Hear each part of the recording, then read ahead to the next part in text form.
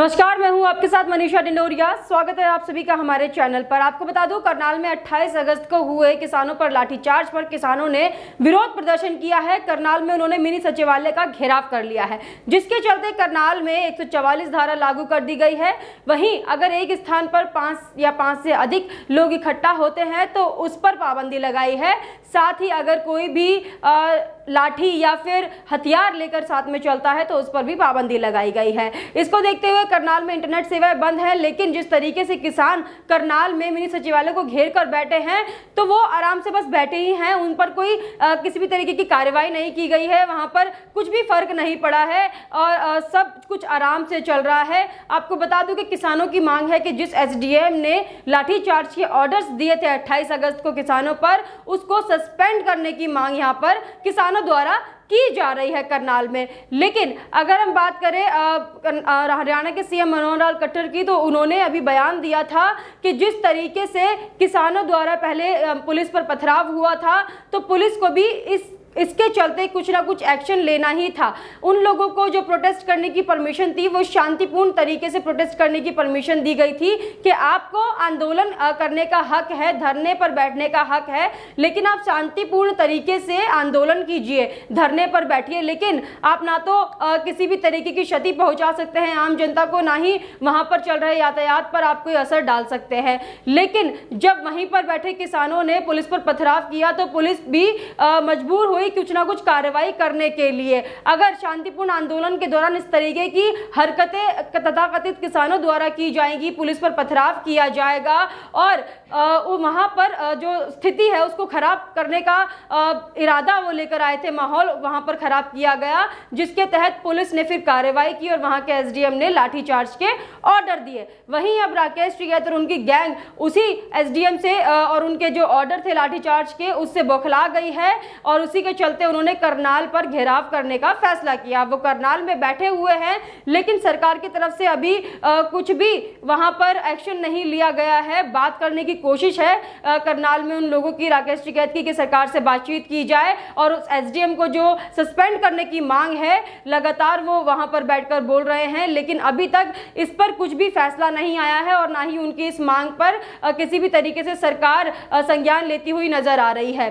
आपको बता दूं कि जिस तरीके से 9 महीने से ऊपर हो गया दिल्ली में जो बॉर्डर्स घेरे हुए हैं किसानों ने, दिल्ली की यातायात सेवाओं पर असर पड़ा था, दिल्ली के लोगों पर असर पड़ा था। कई सारी फैक्ट्रियां जहां पर मजदूर काम करते थे वो नहीं पहुंच पा रहे थे, फैक्ट्रियां भी बंद हो गई थी, लोगों को रोजगार में दिक्कत हुई थी। वहीं अब जिस तरीके से करनाल में ये लोग बैठे हैं घेराव करके, तो अब ऐसा ही लग रहा है कि करनाल के लोगों को भी दिल्ली वासियों की तरह ही ये सब कुछ झेलना पड़ सकता है।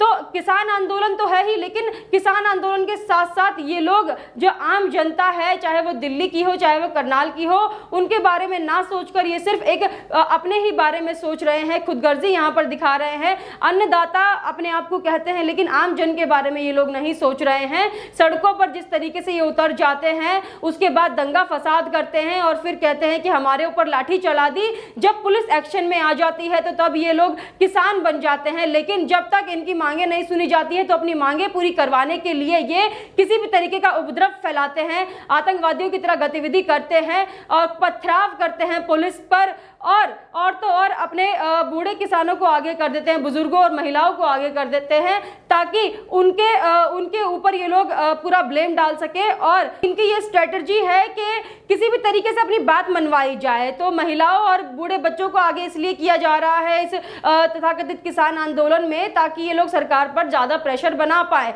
और जो पुलिस है इन पर लाठी ना चला पाए, पुलिस एक्शन में ना आ पाए, इसलिए ये लोग हमेशा ही महिलाओं को और बुजुर्गों को आगे रख देते हैं। जिस तरीके की तस्वीरें इन लोगों ने फैलाई थी कि लाठीचार्ज के दौरान बूढ़े किसानों को मारा गया, सर फूट गया, लेकिन कहीं भी इन्होंने ये नहीं दिखाया कि पहले उन्हीं किसानों ने किस तरीके से करनाल में पुलिस पर पथराव किया था। इस तरीके के वीडियो कहीं भी वायरल नहीं हुए हैं। तो देखिए क्या मानसिकता ये लोग रखते हैं और अभी भी ये एक ही बात को राग रहे हैं कि किसी भी तरीके से एसडीएम जिसने लाठीचार्ज के ऑर्डर दिए थे उसको सस्पेंड कर दिया जाए। अगर मैं बात करूं राकेश टिकैत की, तो राकेश टिकैत बिजी हैं अपना महापंचायत करने में। कभी वो मुजफ्फरनगर में महापंचायत करते हैं, अब वो करनाल पहुंच गए हैं महापंचायत करने के लिए, भीड़ लेकर पहुंच जाते हैं हर जगह, लेकिन एक भी बार राकेश टिकैत ने जो मुद्दे की बात है वो नहीं की है। कभी तो वो राजनीतिक मुद्दों पर भटक जाते हैं, कभी तो वो धार्मिक मुद्दों पर भटक जाते हैं। अब आ गए हैं एक और नया मुद्दा लेकर जिसमें वो एसडीएम को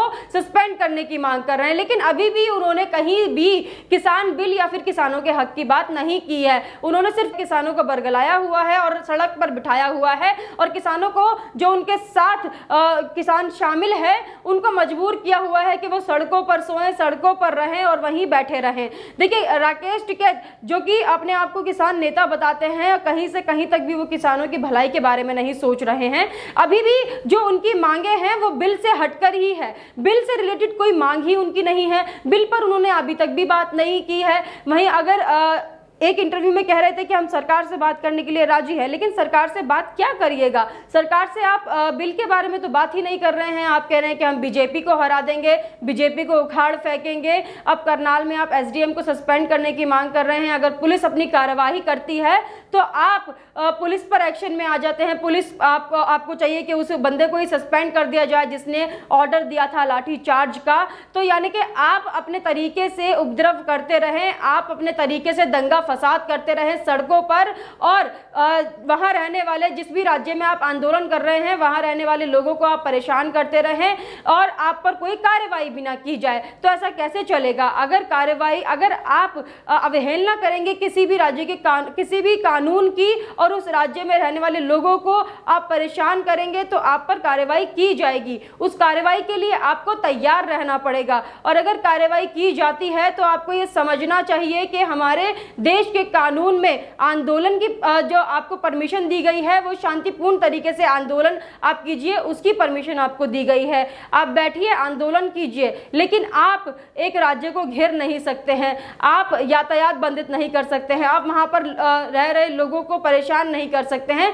सिर्फ अपने एक आंदोलन के लिए आपको एक स्पेस दिया गया, वहीं बैठकर आंदोलन कीजिए, ना कि आप उपद्रव फैलाइए, ना तो आप दंगा कीजिए, ना आप पुलिस पर पथराव कीजिए, और ना ही आप मंच से लोगों को भड़काने का बयानबाजी कीजिए। क्योंकि आप ही के कई सारे बयान थे राकेश टिकैत जी जो वायरल हुए हैं, जिसके चलते ही दंगे फसाद हुए हैं, चाहे वो 26 जनवरी का दंगा हो, चाहे वो अभी करनाल में जो पुलिस पर पथराव हुआ है उसको लेकर हो।